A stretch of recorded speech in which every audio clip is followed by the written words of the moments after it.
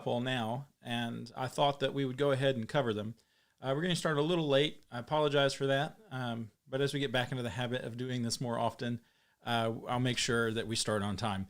So what we're going to talk about is on Wednesdays at Brentwood, we have been looking in the book of Revelation, and we've got a couple questions that come from the book of Revelation.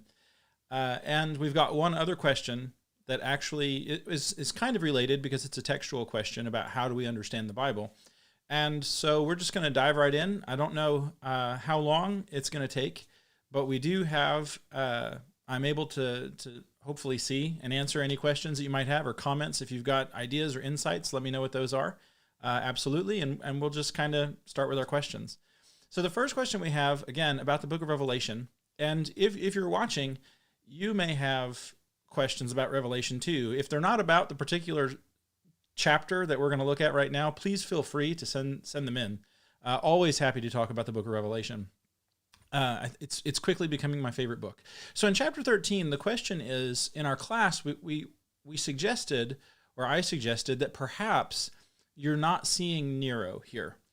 You could be, right? To be completely fair, you could be. A lot of what you think is happening depends in part on when you date the book. If Revelation is written sometime before the destruction of Jerusalem, the book, it would have to be written like 64, 65, maybe even as late as around 67 AD. But you've got to have the 3.5 year period before the destruction of Jerusalem for some of the things in the book to make sense. If you think that it's written at a much later date, like 90 AD, so 25 year swing, those things become less important. But other things do become more important. For example, when you get here in Revelation chapter 13, if you are looking at a date of around 90 AD or so, it's much more likely perhaps that Nero is being referred to in chapter 13 and maybe a couple other places in the book. And to be fair, there are lots of the Roman emperors who are going to fit some of the details that you see here, because it seems perhaps, and maybe what was suggested on our class Wednesday, is it seems that we're not looking for a particular single person, an emperor, but the emperor, right? All of the things that the Roman emperor will do, all of the bad things, all of the persecution that is going to come from Rome, the stress, the pressure on Christians in the first century tied to things like the emperor worship, the worship of Rome itself, just Roman culture in general. The same thing is true with the second beast in chapter 13. It's a false Messiah, right? It looks like a lamb. It's got 2 horns like a lamb, but it speaks like a dragon. It's a false Messiah. And it is a false religion that is being proffered to the people in place of Christianity. And you see that throughout the New Testament, perhaps in the form of the Judaizing teachers who come and try and change some of the fundamental aspects of the gospel. They try and add things like circumcision. They try and draw people away from Jesus. You have Paul in Galatians chapter 1 saying things like, if anybody comes to you and preaches a different gospel, let them be anathema. So there certainly seems to be elements that's what this could be. And if you think the book is written after the destruction of Jerusalem, maybe you still would argue that second beast is some kind of false religion put forward by the Jews, or maybe you would just argue that it is indeed even their emperor worship. So a lot of the details depend on when you think the book is dated. I don't necessarily think that those details are specifically important to getting the message out of Revelation.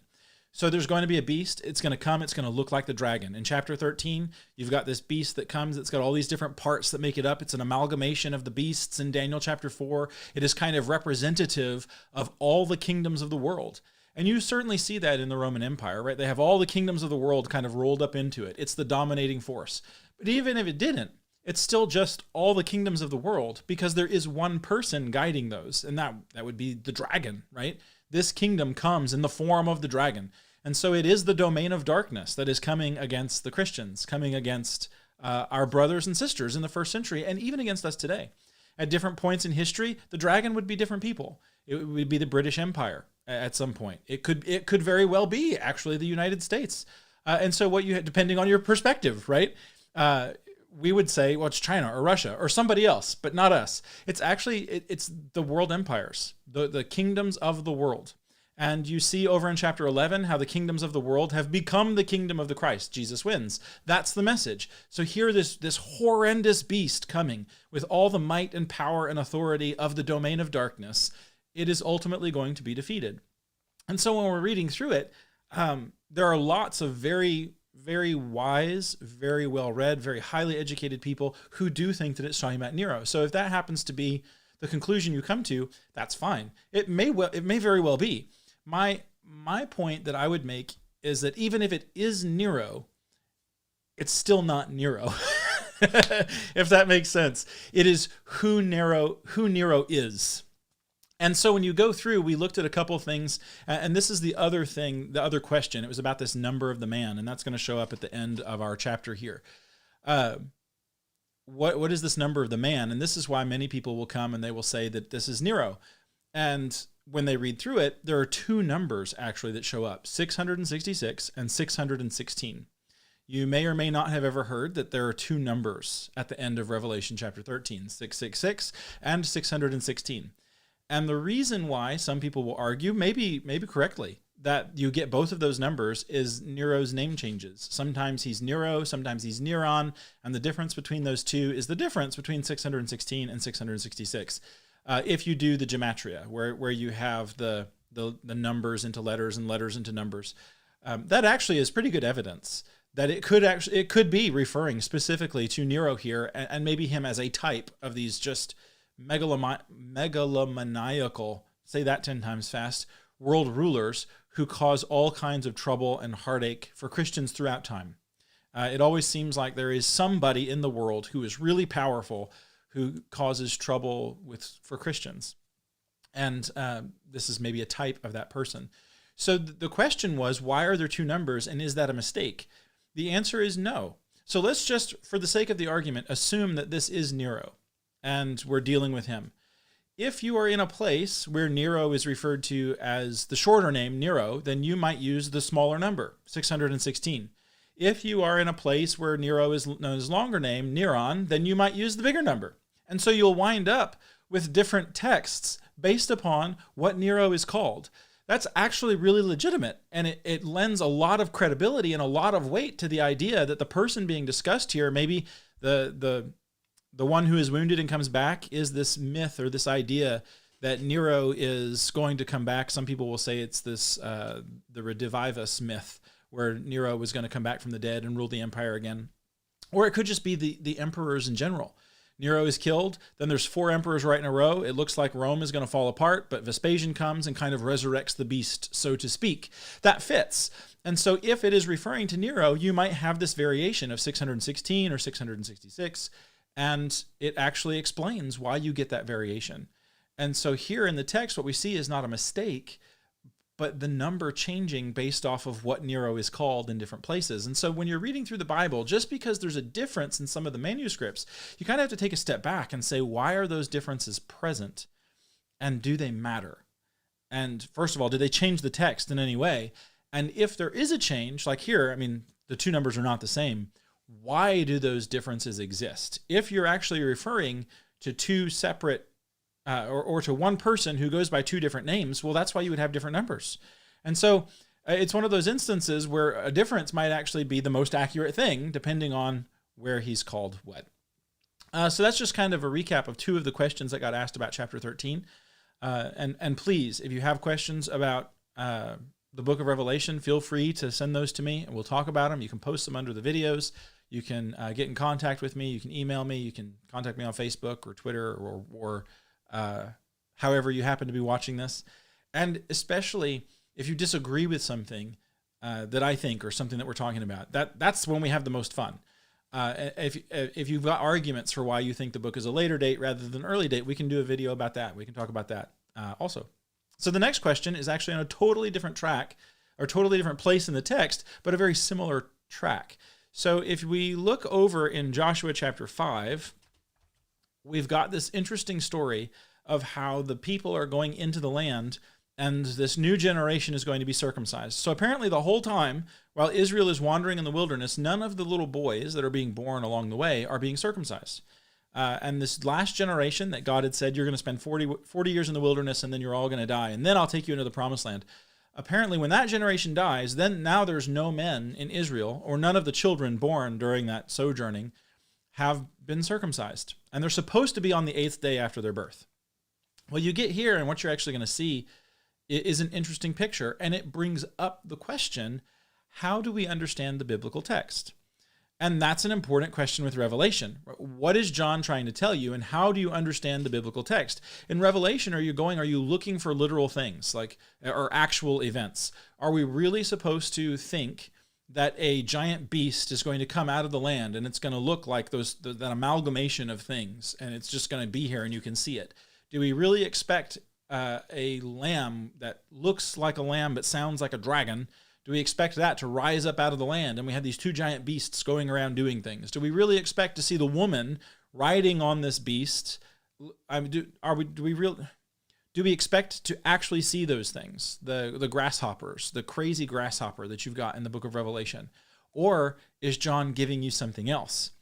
Is he giving you signs and symbols? Well, he tells you that it's a book full of signs and symbols. And so when we get to places like Revelation 13 and Revelation 17, and you've got these pictures of these beasts and you're given all these different meanings, you don't necessarily have to find specific incidents.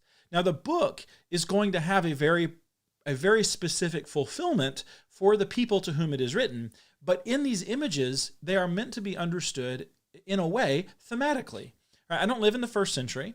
And whenever these people got the book, whether it was before 70 AD or around 90 AD, whenever they get the book, there is something that is going to happen soon that the book is trying to inform them about so that they don't get caught off guard. Well, I don't live then. So the immediate reference, the immediate thing that is going to happen, that doesn't apply to me anymore. If it is the destruction of Jerusalem and the impending wave of persecution leading up to that and through that, I'm never going to go through that. I'm never going to experience it. If it is a decidedly and markedly intense Roman persecution against the church, I'm not going to go through that either. So what I have to do is look at that book thematically and say, okay, that was a specific fulfillment. Now, what is the theme? What is the message that is eternal, or that is, takes us to the end? And here in Joshua, we have the same question.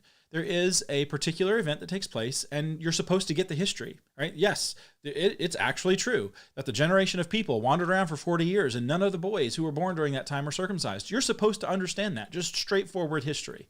And now, when they're coming to the land, it's going to be time to circumcise them. Hopefully, you're young enough that you won't remember. But this is an actual historical event. So on one level, that is the truth that you're supposed to get out of it. It really is just a straightforward history. They wandered around for 40 years. They've crossed the Jordan. They're coming into the land. And now it's time to circumcise all the boys because we're this new nation, right? And we are going to keep the covenant of the Lord. There's another level in which we need to recognize that God is operating, and it is on the thematic or the eternal level, in which there are these great principles that are being shown to us again and again throughout the book. And we see the New Testament writers doing this. They go back to places in the Old Testament, and Paul will quote from Deuteronomy about how you shall not muzzle the ox while it's treading out grain. And then he asks the question, is God really concerned about the ox, or is he asking that question? Does he say that for our benefit? And Paul's answer is, well, of course, for our benefit. You can see that over in 1 Corinthians 9. So what we are doing here, when we're reading through this, our question is, does God really want us to know this history? I mean, is that the important thing? It's not unimportant, right? We need to know what's going on. But is that the end goal here? Is Joshua written just so that we can look back and say, oh, cool, funny names, weird places, the history? Or is Joshua written to give us some lasting, eternal principle that still affects us today? I would argue that the text of Scripture is dripping with things that matter for us today. It is full of it. Yes, there is absolutely the historical narrative that God intends for his people throughout time to look and say, okay, this is exactly what happened. But in that narrative, God is showing us other things that still matter. And so when you get to the New Testament, there's this huge debate about circumcision. Do new believers have to be circumcised? When a Gentile is converted to Christ, does he have to be circumcised in order to be saved? This is the book of Galatians, right? It's all about this argument. And so Paul is going to argue decidedly no. No, you don't have to be circumcised to be saved, especially if you're a Gentile. If you're Jewish, it's probably a good idea because that's kind of your culture. It's who you are. He will take Timothy. Paul will take Timothy, who is half Jewish, and have him circumcised. He'll take Titus, who is not Jewish at all, and he will not circumcise him.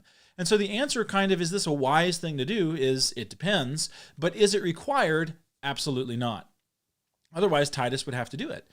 And so when we come then to Joshua 5, Paul has already looked back in the letter to the Romans. He's gone back to Genesis, and he argues that the law was given, or Abraham is justified through faith before the law.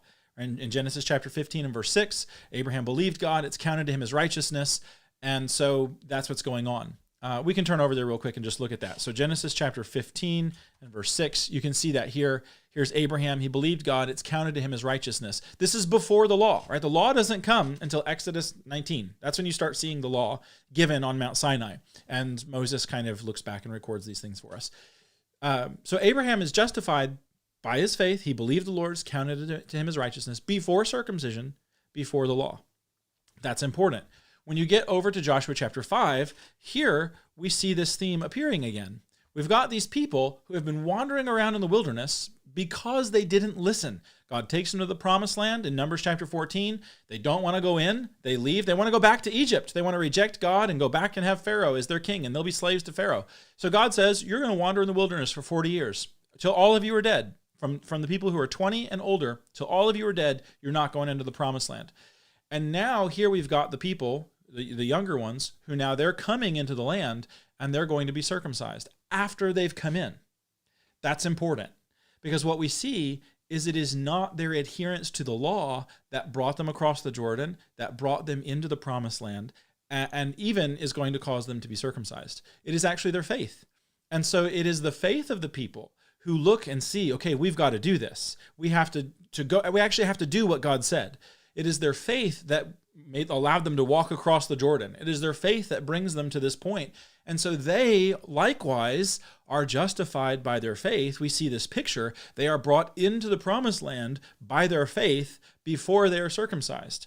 Now, never could you argue, oh, they don't have to be circumcised. It's not important. Never could you argue that, right? It is in the law.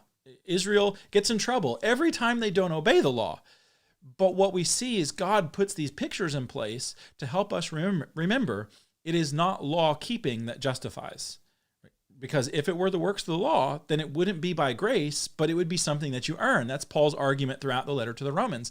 And so here in this picture in Joshua, what you see is God saying, hey, yes, this history, absolutely important. You need to know what's going on when and who and where and why, but you also need to understand that I'm showing you something that is bigger than this little moment in history. I'm showing you how people are justified from Abraham to Joshua to everybody in the New Testament, right? We are justified through faith.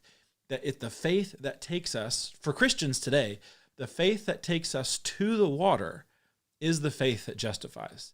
The faith that caused these people to go make flint rocks and begin circumcising the men, that is the faith that justifies. And so what we see is, that's kind of all throughout the text of Scripture. Jesus will even say things like, if you love me, you'll keep my commandments. And so here we see that exact same thing. These people, they love the Lord. They want to be faithful. They're excited. They're going in. They've crossed the Jordan. They are going to go conquer the land. But before they do that, they're going to make sure that they're doing everything they need to do. And in fact, when you continue down, they're actually going to celebrate the Passover now, right? So, they're doing everything, right? They're going to circumcise all the men. They're going to start celebrating the Passover. They're going to keep the law. It's not the law keeping that gets them across the river. It's their faith. And that's important. And so as we kind of go back and look throughout the text of Scripture in all these different places, there are layers in which we might understand the Bible. Sometimes there are very specific events that are being talked about, like the persecution in the first century with the book of Revelation. And once you get past those events, now there is this theme that is present, this prophetic image that kind of rolls forward throughout time, in which the book of Revelation still applies to me today, but not because I'm being persecuted by Rome, but because I am still being attacked by the domain of darkness. Satan is still at work. I'm still fighting this spiritual battle. When we come to Joshua and we see this moment in time where they've crossed the river, they're circumcising the men, they're keeping the Passover, they're doing all of these amazing things, we should know those details because those details are necessary to see the bigger picture. that you are justified through faith, that Paul will argue quite eloquently in the book of Romans and the letter to the Galatians and all sorts of various places throughout the text of the New Testament. It's absolutely a biblical idea. It definitely does not mean you don't have to obey. But what it does mean is that it is the faith that causes us to obey. That is the faith that justifies. It's not just, okay, yeah, I kind of think God is real, but now I'm going to go live my life the way that I want to. That's not a justifying faith. The justifying faith is the faith that leads us to the water, so to speak. Right? So maybe a way we could say it that might help us understand it, because the modern kind of parallel, loosely, to circumcision would be baptism in the New Testament. You can see that in Colossians chapter 2, how Paul kind of compares circumcision to baptism. He's going to say, circumcise your hearts. And then he talks about how we are baptized with Christ. And then he says, let's just turn over there. Colossians chapter 2 and verse 12. This is important. Having been buried with him in baptism, in which you were also raised with him through faith. Right? You are raised with him through faith in the powerful working of God who raised Jesus from the dead. So it is your faith in baptism that makes baptism a thing. The faith that leads us to the water is the faith that works in the water. So that's how we are justified by faith. If somebody says, oh yeah, I believe, I'm faithful, I'm justified by faith, but I'm not doing this thing that God says, that's not faith, right? So could you imagine the Hebrews crossing the Jordan River and God says, all right, it's time to circumcise the men. And they're like, oh yeah, God, we believe you. We think that that's in the law, but we're not going to do it. No, right? And so that's what we're seeing in the New Testament. This faith, the faith that leads to the water is the faith that justifies in the water. It is the same faith that justifies out of the water. It is justification through faith. Right? It begins and it ends in this great faith. Paul argues that in Romans chapter 1. So that's kind of how we can use the Bible in a variety of different ways. The details are important. The stories are important because it is the details and the stories that give us these great pictures. All right, so those are the questions that we had. Again, if you've got questions or comments, please feel free always to leave them. I enjoy doing this. I love getting to talk with people about the Bible. I enjoy it when people ask questions I don't know the answers to, so we have to dive into the text together. I always like to hear what other people have to think, so please feel free to join us and join the discussion and bring different viewpoints. Bring ideas that are contrary to the ones presented, and we'll work through them together, because it is a blessing always to study with people who are diligently and faithfully trying to serve the Lord, and with people who are coming to faith in God. All right. I love you guys. It's a blessing to be part of the family at Brentwood. It's a blessing to be here with you. If you're joining us and visiting with us, God bless you all.